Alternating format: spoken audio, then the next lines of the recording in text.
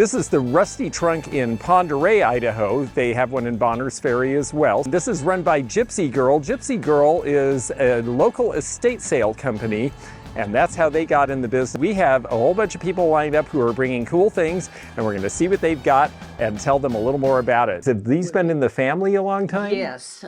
Julia, these were my grandmother's. Yes, that was she bought them. Well, it was her grandmother's. It's my great grandmother. And they were from England. Well, they were from England. So, let's see, the Marstons. They came over the turn of the century. This is Royal Bonn, which is one of the German houses of ceramics, and they've been around since the 1750s. And this is really neat because of the interesting serpent handles. There's a little bit of raised enamel decoration here. This is where, yeah, if you feel the texture. Yeah, they would actually use glass and suspend it in the paint, so then when they fired it on, it has a raised part as well. And there's a lot of hand painting on this piece. In fact, I think all of it is hand painted. And this would have taken 3 or 4 firings, one to do the enameling that's raised, one to fire all the paint in between, and one to fire the gold because they all had to be fired at different temperatures. So it was pretty complicated. It's got some decorator marks on the bottom. It's got 2 different bond stamps, and these are the marks that they used sometime around, 1880, 1890. Part of the reason you see this big open flower is about this time is when Japan is opening up to the United States and the West. And so they wanted to do things that looked like Japanese Satsuma pottery because that was considered very expensive and exotic. And so the European companies started to do things that were decorated in a way that was a little more like Japanese pottery at the time.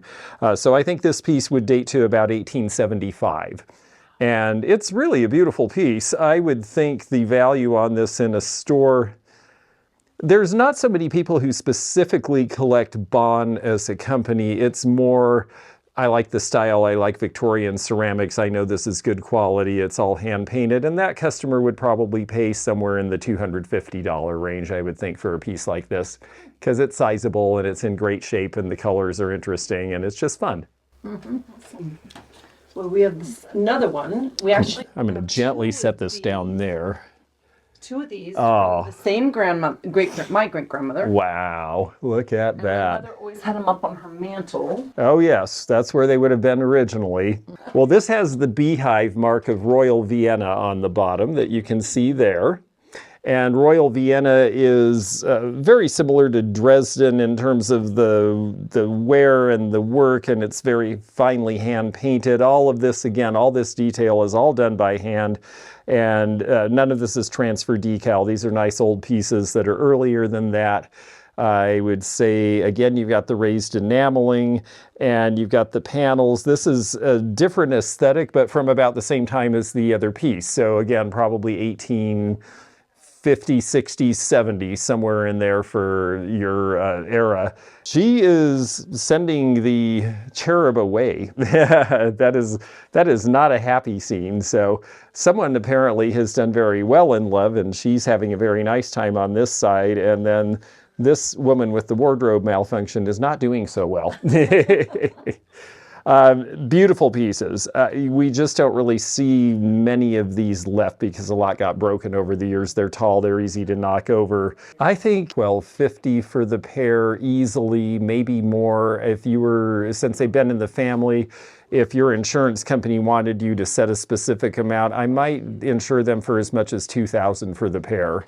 Because I think it wouldn't be impossible to replace them, but it would be a lot of work and it might take a while. So these are really, really special. This is really interesting and unusual for one particular reason. It's milk glass, it's English, it's a biscuit barrel for tea biscuits, you know, little cookies.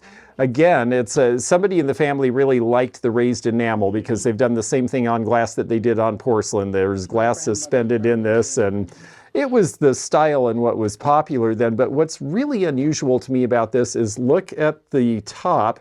It has a crab in it. Yes, I see that. That is not something you would usually expect on a biscuit jar because, first of all, you're thinking seafood, so why would it, and this is not a seafood container. Clearly the original lid, because you can see the shiny part where the oxygen has been cut off by the lid, and it fits perfectly. It's just so interesting that it's a crab piece, and since this is English, this might have been ordered to be sold specifically in Blackpool or one of the English seacoast towns, because in the 1880s approximately, when this would have been made, that was a major tourist destination inside of England. And to me, that makes it a little more valuable. I think the value on this is probably somewhere in the $150 range. And they're all really neat pieces. I'm excited for you to have things in the family that have stayed this long. And now I understand why you had the desire to open a store like this, right? Yeah, it's in the blood. Oh, very interesting. So she was in Pebble Beach. Well, that makes sense because a lot of finery in Pebble Beach. What did your mother do for them? She was like a housekeeper assistant. Yeah. General assistants. Yeah, that she took care of. Oh, that's neat. Well, it's beautifully done. The condition is good. All of this is raised enamel painting. Every layer has to be fired on differently. Now, there's a lot of discussion as to whether these were made in Bohemia, which is now Czechoslovakia, or whether they're Italian. I've seen pieces made in both that have the same applied flowers. It doesn't seem to really affect the value either way. There's a period where this Rococo style is really popular back in the 19th century, but most of what we see, and I think this one too, probably 1940s approximately as far as age. It's a very pretty piece, and people really like this design again with the applied flowers and the gold work. And I'm thinking you might see a value around conservatively 135, 150, somewhere in there, I think would be possible on that piece in the right setting because it's big and because it's red. Right. What would I clean it with? I mean, I just did a little water. I think, yeah, with the golding, the one thing you never want to use is anything with Windex or any ammonia because that will take the gold right off. I usually say a very, very lightly moistened cotton cloth, and you just sort of pat it a little as you go around. Don't scrub or any of that. And if you're very gentle with it like that, you won't damage it and you can get that dust off and it'll shine like new. Very good. Yes, I was wondering which, there's about 3 devices that come in cases like this. It could have been a turntable, it could have been a projector, or it could have been an Elna sewing machine. And this is what you've got here, yes. And they are heavy. You want me to hold that? Okay, very good. Yes. All the parts and pieces. Yeah, and this was a good sewing machine at its time. Oh, you can just set it there and that'll be fine. And you've got the case with all the parts, which is great. And the sewing attachments and the book and everything. How'd you get this? In my dad's garage down in the basement. It had just been sitting there for a long time? Yeah, his family came over from Italy. I have no idea. Interesting. A lot of people in Europe are familiar with these because they were made there, although a lot of Americans, I see them here too, because they were a good machine. Very substantial, actually. The colors indicate 1940s, maybe 50s for the era on this. I've seen these before, and they actually sell pretty well if they're in working order, and I imagine this one is or could be because it looks like the belt is good, and it seems like when I turn the belt very slightly, it's starting to go. I'm not going to do it without having it all plugged in, but just to kind of see, it looks like the light would work. They referred to this one as the grasshopper. There's also the Supermatic, which is more of a round like we're used to. The grasshoppers seem to be selling between about $200 and $250 now. And that's I think we sold the one we had at the estate sale for $100 because they were selling for $200 retail at the time. So they've gone up just a little bit. Sewing actually, the pandemic, a lot of people were stuck inside, and generations that had not taught younger generations to sew took the opportunity to do it. And now there's a bunch of young sewers again, which is kind of fun. Yeah, that's awesome. Cool. They're signed on the inside Garcia, and Garcia was making spurs as recently as the 1980s, actually, and is really, really, really well known for all of this design work that you see. I mean, they're for dress, they're for fancy, this is for parade. Do you mind me asking what you paid for them when you got them, if you remember? I don't remember. It wasn't that much. He was a good friend, Ah, and he had just gobs of stuff, and I talked him out of those. because he had a huge collection and he was Yeah, willing to share these. Well, Because I bought him in the 90s. yeah, okay, very good. Yeah, yeah, and they weren't wildly old when you got them. Like you said, they're not ancient, but they're really good because Garcia is a really well regarded name. They've got all their parts, and it was all about being fancy. And you know, these are selling now for around $1,000 a pair. Hey, I have the big price. Big. Who would have thought? Yeah, it's not always about being old. Sometimes it's about being really good quality and an artist or an artisan who got known for that, and now they don't make them anymore, but there's a generation that missed out on them that wants them, and that's what you've got. So, Cool. Yay! They're also weapons. hello. Hello, how are you? Good, how are you? I'm doing well. Have a seat and tell me about this very My thoughtful grandson painting. bought it. That's all I know. Oh, okay. I keep trying to look up who that is. It certainly isn't Gauguin or. No, it's very painterly and it's well done. And no, it's not trying to be Gauguin. The framing on the back is just for the framing. I think the Yeah. framing is newer than the piece, Oh, absolutely. although it's a nice frame. So let's see if we can find this artist. I'm looking to see very quickly if we can determine if this is a listed artist. Tell me what listed means. Oh, okay. Yes, very good. That's a term I should explain. Our listings and listings and listings of every artist that has sold at a major auction house throughout history and what the top amount they got for one of their paintings was. And that's how you can kind of tell the relative scarcity or value. And they'll talk like if they worked in watercolor and oil, they'll say their most expensive watercolor went for this, their most expensive oil went for this. Not being listed doesn't mean that you might not be a great artist, but it means that you haven't had gallery exhibitions or auctions or a secondary market, so nobody knows who you are. Quaglin is not a name that's coming up as a listed artist that I can see in my records. Now, if you ever wanted to sell this piece, I would revisit that and see, because sometimes artists that haven't been shown before will suddenly come up at auction and then you've got an auction record. I had that happen with, I had a woman who said, well, my sister was a very well-known instructor in England and Canada. And I said, oh, well, her stuff ever sold? Well, no. Well, a month later, one of her pieces did sell at a place in Toronto, and all of a sudden she was a listed artist and we were able to sell the rest of the collection. Just for the decorative value, the fact that it's very painterly, it would appeal to somebody like you who likes the old masters. That would be your customer. I might think 350, 400 perhaps would be. Same thing. Really? Oh, that's so funny. Well, you know, yes, actually, that sounds great. Yeah, see, you know, it's funny. Sometimes we know more than we think we do. And I think you're in the right ballpark, given that we don't know more about the artist. If we learned that this artist is important, then we might be looking at something even higher. I collect memorabilia, Right. and so I was at an estate sale, and it was in a box, and so I bought it for $1. Wow, that's a great deal. Well, this one is very cute. It's composition. Composition is what most dolls were made out of in this period of time. And I'd say this one probably dates to between 1925 and about 1945, somewhere in there. It's not in bad condition. There's a few little cracks here. If you keep it in a cool place, that shouldn't grow. The ear has an opening where the ear used to be, and I don't think that's damaged. I think it's the way it was made. I think maybe they used it as a vent hole because they needed to, you know, when they cast it, sometimes there's heat that comes out. You would have thought the armholes would have been enough, but that's strange, but it doesn't look like damage. It looks like a flaw in the piece. Again, these weren't terribly expensive when they were new. You paid $1 and the original owner probably paid about 25 cents back in that era.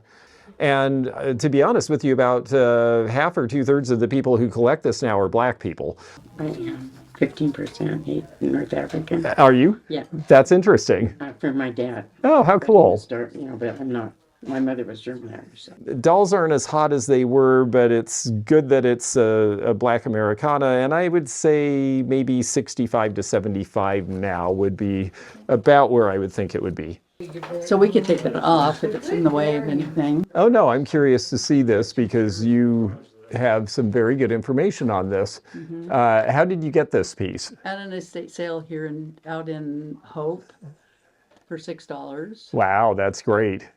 Interesting. Well, you've actually done a lot of research, and all of this is exactly correct. F. Carlton Ball did a lot of stoneware pieces, especially in the 1970s and 80s. I think this is probably late in his career from the design and the way that it's glazed. I would say you're probably looking at, this might have been done in the last 10 or 15 years of his lifetime. I like this, and I always like this look. This is when stoneware starts to go away from being factory produced, and the studios really start to, and the designers and artists start to really take over. You mentioned that it's wheel thrown. I mean, you have better information that I could tell you on this on the tag. Offline, Yeah. Actually, the prices were much higher than what I had. When I look on some of the mid-century modern decorator sites, they have giant prices on F. Carlton Ball. I mean, you might see, you've got this piece at $95. You might see a piece like $500 or $700 on this. Right. I think those prices are a little crazy. I think your price is cheap. I suspect that retail on this, if you find the right customer, and I would think you would probably do that online, you might be looking at 200, 225, somewhere in there, I would think would be about right for this artist. Yeah. Thank you so much. I'm so glad that they are having me do this. So am I. It's just wonderful to be here. And I always tell people that, and it's true, I do appraisal fairs. I did one in Seattle a couple weeks ago, and they had some nice stuff. Already in Bonner's Ferry yesterday, I saw something that was better than everything we saw the entire weekend in Seattle, and I've already seen a few things here today that are really good quality. And I think that a lot of times, people in smaller areas, they either stay in the area for a longer amount of time and a lot of generations, so the stuff accumulates, or there's just maybe a little more appreciation for a lifestyle that's more about being home and nesting and appreciating your stuff, and so things stay in the family. But I always see the most interesting stuff in smaller towns. Box here's good. Oh, great. Okay. Dolls in it. Cool. One got broke over the winter this year. It was outside. This one's not. Aw, isn't that cute? Interesting. We just had a similar piece, but the baby, and now you've got the... This one that got cracked. Aw, okay. Well, that one is going to need some restoration, but it's all still there, so that's good. This one's made of composition, and this is going to be 1920s or 30s. How did you get them? We bought a chest. Oh, and they were in the chest? In the chest. Oh, interesting. You would probably honestly have to send this to a doll hospital, and what they would do is they would fill and repaint to match, and that's probably the best that can be done. You don't want to force it back together again because the crack is in so many places that if you try to push it back together, it's going to crack more. Right. The original clothes are good. I would say the value on the one that's in perfect condition is probably around 100 to 100 and a quarter. And I would say this little guy, as is probably about half of that, but his clothes are worth something even if he's damaged, because you don't actually see, and you don't see boy dolls as often as you see girl dolls. So that actually is a step in the right direction. If you decided to have him fixed for your own purposes just to keep it, it'd probably be worth doing it. If it's something that you bought to resell, then I would probably sell him as is and let someone else have the pleasure of restoring it. Perfect. Right on. Yep. No, Pretty good for finding that in a case, though. I brought it in from the shop, and it was like this from over this last winter. We had really... It was really cold, yeah. Unfortunately, it's just hard. I mean, you got to store things somewhere, and that happens a lot. So tell me about the stirrup and cover and how you got them. My dad found that. He used to run dude ranches in Wyoming, in Casper, Wyoming. Cool. And he found that laying out in a field. Yep. And picked it up, and it was all petrified. It's got numbers underneath it. And we found things from Custer's Battlefield that was in that area. Interesting. And so he's always had it. He passed away a long time ago, and I'd never get rid of it. I just was curious to see maybe if you figure it out, because I can't. Maybe military or something. I don't know. Cavalry. Yeah, I don't think military. I think these are actually ranch stamps as opposed to military, because military almost always is going to say U.S. by the time you get to this era. Yeah, I still think they're really neat, and people definitely collect this stuff. It's great that it's got the cover. The fact that it's a little petrified looking actually is better, because people want stuff to look old, especially people who decorate with this sort of thing. Just for what it is, it's probably a $50 item anyway. Yeah, this is cool. How'd you get this? Here. I found it, but I can't get a price on it. Okay, and where'd you find it? I got it from a gal in Clarkford, Okay. and I don't know where she got it. She didn't know anything or tell you any stories about it? Really, no. They just Okay. said it came from England. It absolutely is English. Yep, that's what I was going to say. It's nice that it's got the screw threads. That's a little different. And it's in pretty good shape. And it's got the metal bail, so it's got some things that are usually missing. Do you mind me asking what you gave for this? I think $50. $50. Well, you got a good deal. You could get a spigot that has more to it, but I kind of like the fact that it's just the way it is, and it is the original, so I'd leave it. English probably came down from Canada. Yeah, these are printed, so your era on this is going to be sometime around 1900, 1910, I would say. It's not 19th century, but it's pretty early 20th century. And if I saw this in a store, I sell a lot of this sort of stuff in Kentucky. I actually do business there part of the year too. Although there's a lot of interest in the Northwest as well, but in Kentucky they go crazy for crocks. If I had this there, I would probably put $150 on it. So I think you did pretty well for $50. Yep. Cool. Very nice. And then I got that yoke over here. Oh, okay, great. And where did this come from? It comes from Lake Stevens, Washington. Okay. And the guy, I got it from an antique dealer there. Yeah. And he got it from an old rancher that used to log the timber up in Lake Stevens area. Right. And that's where it came from. And he found it? Yeah. Okay. Well, it's got some interesting telltale signs about it. First of all of these metal pieces were done by a smith. None of this is manufactured. And so this is pretty early. This is probably something that a pioneer farmer would have used somewhere. I'm assuming it came from Washington State. I see others of these there, although, you know, they made these all over the place, of course. But it's all hand smith.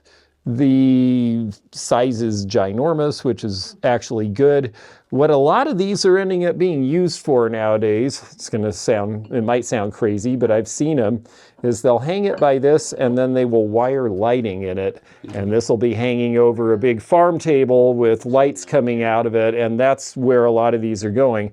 I saw one that I would say was pretty comparable to this sell in Seattle within the last few years. And it went for what I thought was a pretty big number considering what it was, which was $450. Do you recall what you gave for this when you bought it? $100. $100? He was an antique dealer. Yeah. And he retired, and that's the only thing he kept from his antiques. Right. And people were trying to get him to go less, and they wouldn't do it. Oh, no. I said, fine, I'll take it for $100. You know, you were smart to take it for $100. I mean, I really think that your value is between $350 and $450 on it. My uncle was from England, and he married my aunt, and it's a warranty deed. Yes. Very, very old. These are very interesting, actually. And it has the silver still stamped in it. Some of the wax seals came off, but it's going to fold back up on I know, they always want to. It's this very stiff parchment that they would use, and it's got, you know, it almost feels like skin. But yes, there's your warrant, and there's where your wax stamps were. And then there's various signatures of various dignitaries. Walker, so that's... Oh, wonderful. So it's stayed in the family, yes. Yes, yep, this is I the... can't make out the year, though. It's the 12th. The 12th day of April In the... in the 36th year of the reign of His Majesty of King George III. So that's going to make it late 1700s. 1796 is your exact date, which is when most of these are from. I do think that's a great idea to have it mounted in glass where you can see it. They do have some value, but a lot of these were made at the time. For as interesting and cool looking as it is, the first time I saw one, I was like, that's got to be worth thousands of dollars. And they're like, no, they're worth about, yeah, everybody had them. They're worth about $225 to $250, and that is about where the value is now. But it's so cool that it relates to your family, and I think that framing it and being able to see it would be a great idea for it. Tell me about this. Okay, I got this from a friend who was from England. So all of this is tile that is all put together in a seam. The colors and the content of it made me think it was older. She didn't know anything about it. And did she buy it just like this, framed and all? Yeah. Okay. The style, of course, is Elizabethan, because we see the Queen on there with Raleigh. And I look at it with the loop. I don't think you're going to find a signature, because I believe they took a famous piece from England and turned it into tile work. And I think this is probably done around maybe 70 years ago. So it's not as old as true antique, but it has the look of it. It was very popular to make tile in England, but at an earlier time you would expect the tiles to be bigger and thicker and heavier. And this isn't very heavy. So this was done to be an installation in a frame just like you see it here. I think this is exactly how it was made, and it was made new like this. The tile is actually done through some sort of a printed process. It's not a hand-painted process. When you look at it under a loop, look in any of these really fancy parts and you're going to see little dots. And that's going to indicate that it actually was a screen-printed design as opposed to a hand-painted design. I remember my grandmother went to England in the 1970s, and there was a lot of this sort of work being done even then. We bought a lot of prints that were prints of Elizabethan scenes like this that were done in a similar way. You know, the value on this is still going to be pretty good because it's attractive and it's decorative, and that's your customer for something like this. So you said your friend gave it to you? Mm-hmm. Oh, that's awfully nice. She was moving away, and you know how you are when you move. Yeah, you got to get rid of some stuff. Exactly. Well, if I had to put it out for sale, I would probably price it a little richly, because I figure it's going to be an Anglophile who likes it, or somebody who wants a big wall piece. And I would probably price it $175 or $200 if it were going to be sold. I think sometimes in the antique business, we got kind of caught up in book value and looking for comparables and all this stuff. And the truth is, a lot of the people who shop, they're shopping for something for the house. They don't care about any of that. They're just like, do I like this? Is this a price I would pay? Yes, there, I'm going to buy it. So to me, that's that price. Great. Thank you, George. Yeah, you're welcome. I had no idea. So this was a wedding present for your mother? To my mother, yes. Yes. It's beautiful. It's Bohemian glass. And I know we have a fan of Bohemian glass standing right over there. You can tell by the clear polish on the bottom. It's a ruby flash, meaning that this is a ruby coloration that they fire on, a colorant that they fire on at a few hundred degrees, and then they cut back to get the design. And I would say from the shape and the design, was your mother married at some point maybe in the 1930s? That's correct. Okay, yeah, that makes sense for the shape and design of this piece. It's very pretty. I usually see Bohemian pieces like this selling between, maybe $85 and $100 these days. She grew up in a agrarian area of the Midwest. Oh, interesting. Yeah, I know that I was surprised. I didn't realize, but there is a large Bohemian population that are around Cedar Falls, Iowa. And when I went there, there's an entire section of town that was traditionally their section of town that's full of antique stores now, and the antique stores are full of this kind of glass because people flock to it, because a lot of people with that heritage, that's where they are. So interesting that she had that connection. Thank you very much. Thank you. She is my ex's, they said 6th generation grandmother. I don't know. I'd really like to know more concise date on it and value. Sometimes with portraits, it's really hard to figure out a date. However, this one has some nice clues for us because she is wearing her very fancy lace bonnet. And the thing is that to have something like this made of lace back then, you had money. Because lace making was all done by hand. It was done mainly by young women. Most of them went blind by their early 30s because they're all doing it by candlelight and gaslight, and it's very fine work. But they did it because you could make good money being a lace maker because only the very wealthy would be able to afford it. Also, only the very wealthy would have been, or fairly wealthy, would have been able to have someone paint your portrait. Now, the frame is very nice, and the frame is old too. It's oil gilded. It's got the wood backing. The frame, I think, is probably anywhere from about 1860, 1870, 1880, but I think that the painting is older than the frame. I believe, looking at the style of lace and what she's wearing, that the age on the painting is probably closer to, I'm thinking 1830s. It's in good condition. It's not soiled heavily, which is a little surprising. Need to be cleaned though. It know could it's been you in houses where there's been smoke and stuff. exactly. And of course, back in the day, a lot of the houses these were shown in were coal, they had coal stoves and that sort of thing, or wood burning stoves, and so everything got a nice, you see, usually these are a lot darker and you can't really see the detail, so this one's in pretty good shape. The good thing is that you gave her a name, so we know who she is at least through that. But more than who, unless the person is famous, then the question is the artist famous? There's no artist signature on here, and there's a reason for that. A lot of portraits were painted by very good artists who went town to town and were itinerant. So you would show up in a town and you would approach the wealthier people in town and say, would you like to sit and have your portrait done? And you'd show examples of your work and they'd say, oh yes, you're very good, you can paint my portrait. And you might sit with them for a week or two and then they'd finish the portrait. Well, once they'd run through the important wealthy families in town, then they went on to the next town because that's how they made their living. Mostly they didn't sign their work.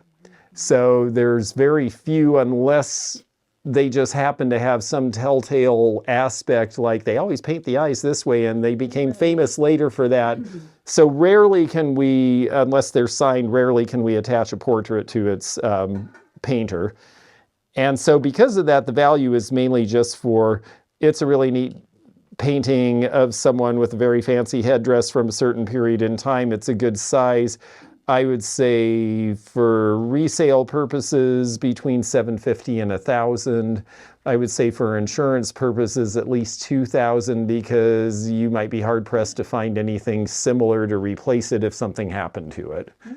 So that's my gut feeling about it from what we can tell. Okay, thank you. Yes, thank you. Very fun, and I love the story. And Uncle Scruggs misses her, I'm sure. How did you get the Dion quintuplets? Actually, they belong to my next door neighbor. Oh, very good. Me to bring them. Oh, that's and great. This is what she knows about them. Yes, yeah, they are. She says they're Madame Alexander, and I believe that's right. Yeah, it was. They all have the. And that's a good thing because Madame Alexander, they made a ton, oh, I see, it's marked on the back, okay. They made a ton of Madame Alexander dolls in the 1960s and 70s, and they're in big blue boxes and they're rubber heads, and you will see stacks of them at estate sales. Because again, when the dolls became very popular to collect, then Madame Alexander, I think she had either passed or retired from the business, but everyone said, oh, these are really popular. And they just made scads of them and they sell for $15 a piece. However, her early stuff sells for big money because she was a really good doll maker out of New York. Composition again, yes. And so they're cast and then painted. And they're really cute and they've got all the names on them. I see we've got this one, well, some of them still have their names. This one says she's Yvonne. I'm trying to remember, one of the Quints is still alive.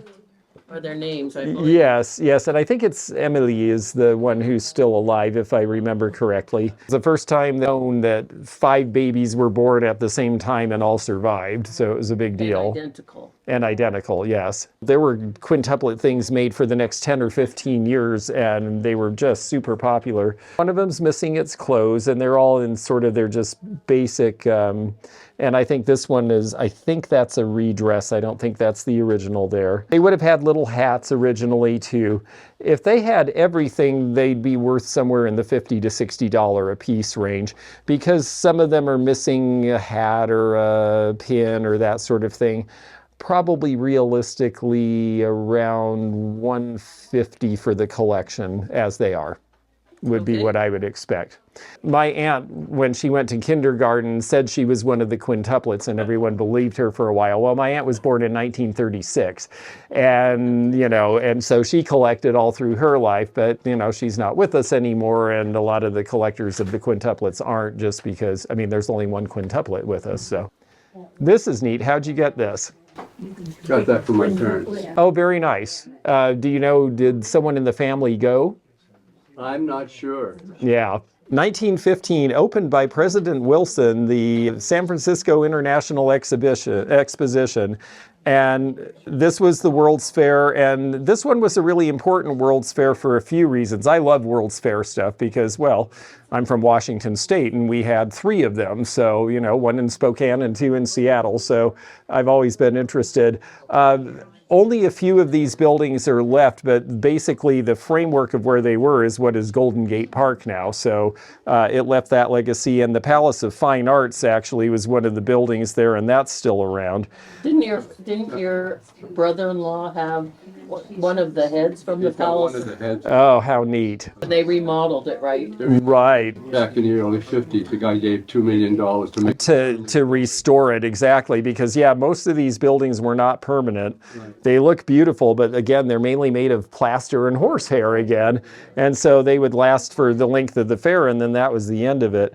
No, it's a really beautiful book. It looks like it was a great World's Fair. It was also heralding San Francisco's recovery from the 1906 earthquake and fire. It actually took them almost this long to rebuild the city. These souvenir books usually sell for about $45 or $50 these days. These were given to people who were involved in the Kennedy campaign. Oh, how interesting. Wow, that is very interesting. So this is to you personally. Presidential campaign 1960. That is really neat. Campaign items from the 60s in particular are pretty desired now. And this is interesting because they've got the airplane, which of course he flew to all of the things, is marked Caroline for Caroline Kennedy, which is cute. It's really neat because it's a presentation piece to you, and that makes it even a little bit more special, but it's got a few other things going for it as well. First of all, it's made of lucite. Lucite items are now considered a thing because they were very popular in the 50s and 60s, and we see lamps and sculptures and figurals and all sorts of things that have desire for people now. But the fact that it's from the campaign, the airplane, all of those things kind of add up. It's obviously going to be the most valuable to you because it was for you. Let's say that this was out in a store like this and we just happened to run into it.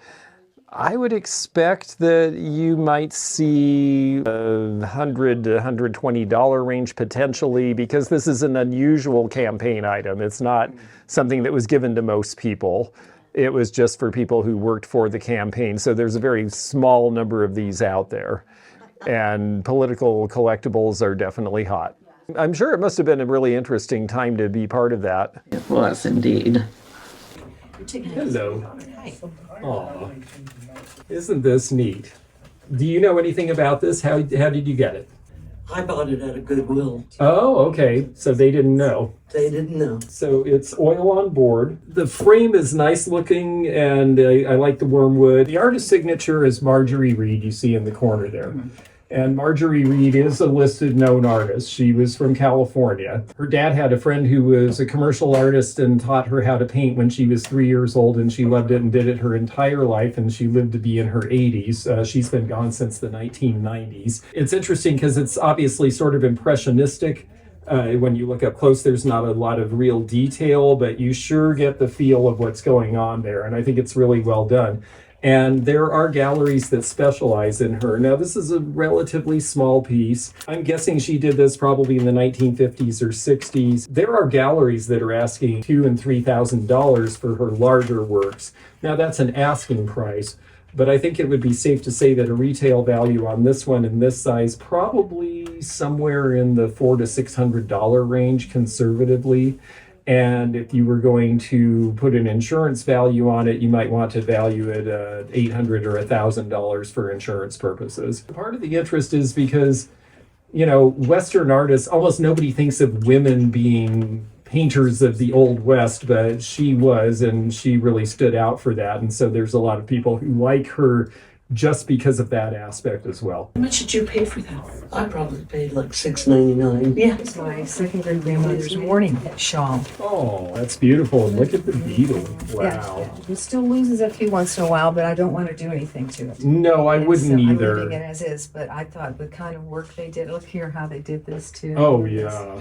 How they With the taffeta. Yeah. And so, Oh, that's just beautiful. Gosh, it's so beautiful. You just want to hang it on a wall and yes, you stare do, at but I'm not it. going to let the light. Yeah, I understand with the light you have to be careful. So, It's really a beautiful piece. Typically, when we see mourning shawls of that era, they usually have lost a bead or two. It doesn't generally count much against it in terms of value because it's just hard to find them even as intact as this. Conservatively, $400 to $600 would be the vicinity that, based on other ones that I've seen. so this is a picture of her I thought you might find interesting. She's sitting right there, and then she was wearing it that day. Oh, how So, neat. A yep. picture of her actually wearing the piece. Yeah. Wow. Yeah. And so I have a better pictures of it. I just took an At extra the copy. funeral with the Hartley family pre-1909, and I would say it's definitely, it might be pre-1900 even. This was, it has to be Yeah. because when he died. Ah, how did you get these? A friend of mine gave this to me. We're going to test to see if they're Bakelite. Oh, Bakelite, yes, because that's what some people have told me. Yes, I suspect they feel more like vinyl beads to me, which were actually not long after Bakelite, but I have these little cloths here, and these are supposed to, with just a wipe on, oh, it came up. Okay, these are Bakelite. So it tested right away. That was easy. So here's the thing about Bakelite. Bakelite was made with a formulation. It's a type of plastic. And then, I mean, technically these are Catalin, which was a reformulation of Bakelite in color, because Bakelite only came in black and dark brown. And when you use these testers and you see this yellow stain come off, that looks like a nicotine stain, that is actually formaldehyde, because they used formaldehyde in Bakelite, and that's what the yellow stain is the formaldehyde coming out. So I wouldn't necessarily, lots of people wear Bakelite jewelry all the time. If it were me, I'd wear it over a shirt rather than under. That's just my personal opinion. It's really a cool piece, and the fact that it's Bakelite puts it in a different value range, because if it was vinyl beads, it'd be worth about half of what it's worth as Bakelite.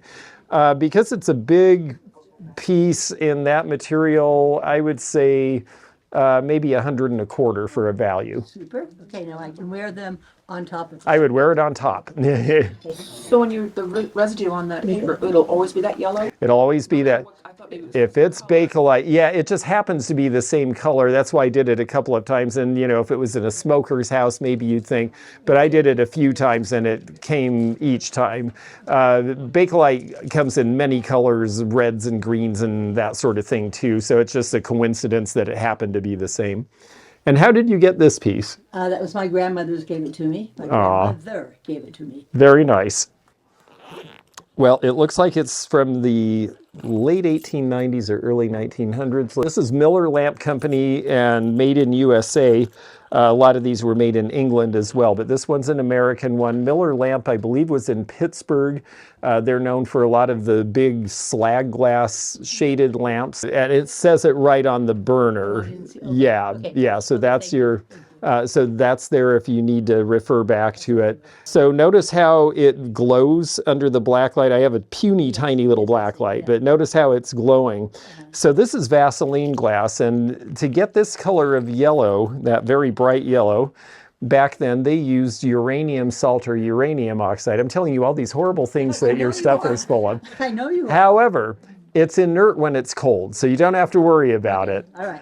But if you were a glass blower back then, you probably lived to about 45 years old and then dropped over dead from cancer because the vapors were terrible and they didn't know better back then. So by the time this was made, they're starting to not hand blow it anymore because they're realizing that, oh, something bad is in there. So this is a transition period. People are crazy, especially the young generation of collectors. They love anything that glows under a black light. They're fascinated by that. So even though that wasn't the reason this was made that way back then, because they didn't have black lights and they weren't running around with them, now there's a whole lot of interest in it from people who like it for that. So because of that, and I assume that if you don't have a chimney that you just didn't bring it, yeah. Probably looking at, again, $125 to $150. If this was any other color, it'd be half that price. Oh, wow. Okay, how old is it? Age is going to be right around 1900 to 1910. Perfect. Yes. Well, thank you very much. Yeah, very welcome. Appreciate your help. Because now I could, she gave it to me and I had no idea, so. That's neat. Yeah, thank you. We have a lot of really good thrift stores here. I can tell that. Not enough. No. My mom and I call it treasure hunting, and we go once a week and hit different places. We go to Priest River because there's some good stores there. Oh, yeah. And, we have fun doing it. It's kind of our bonding thing. Okay, That's ready really with yours? cool. Okay, we have one more. Right? We saved the best for last. Oh, good. Last for best. Hello. Hi, George. How are you? Good. How are you? Well, not too bad.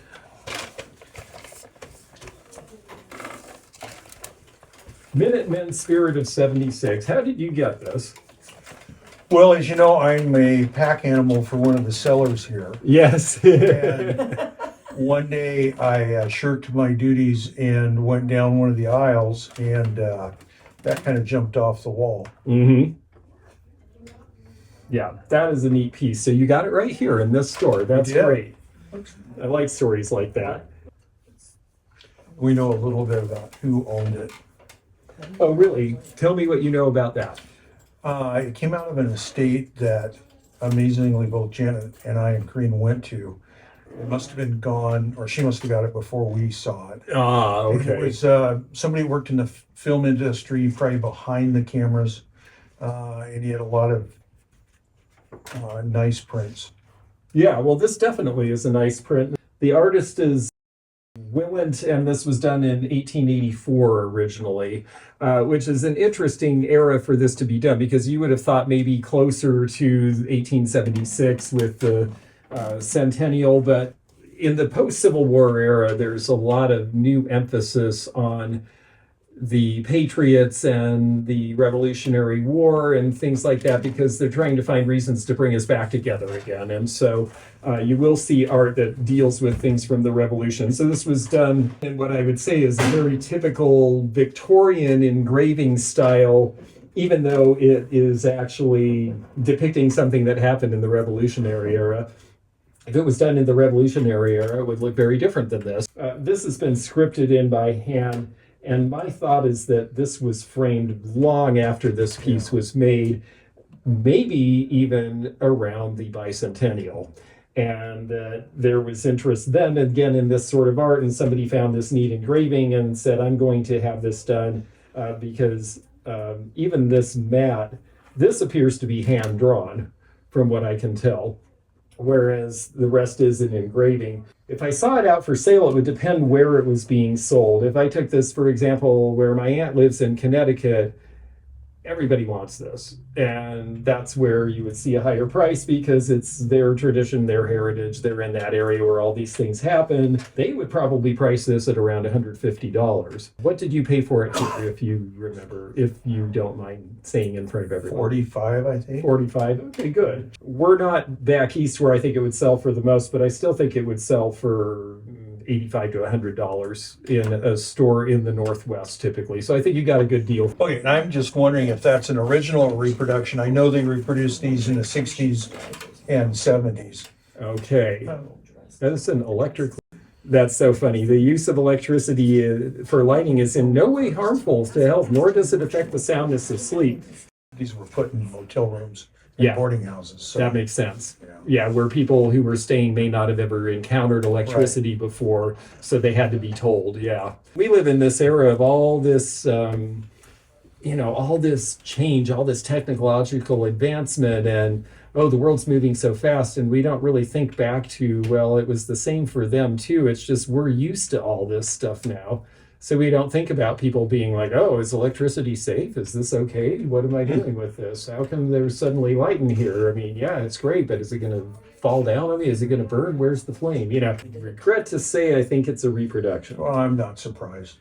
Yeah. It's still cool. It's still cool. Where it's broken up is in places that seem like it's broken up because they were taking it off an original, and the original was a little scuffed here and missing a piece here, and so that's why I believe it's not an original. Well, how much fun is this, you guys? Yeah, great. Come again next year.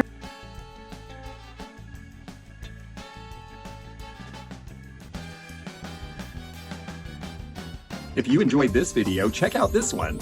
Also, click thumbs up to like this video and check the description for information about our Patreon, our memberships. We've got a lot of different levels with different perks and bonus videos and early content. Also, please do check out our website, theantiquenomad.com, for appraisal help. And we'll see you again for more adventures in the antique and vintage community soon. Bye for now.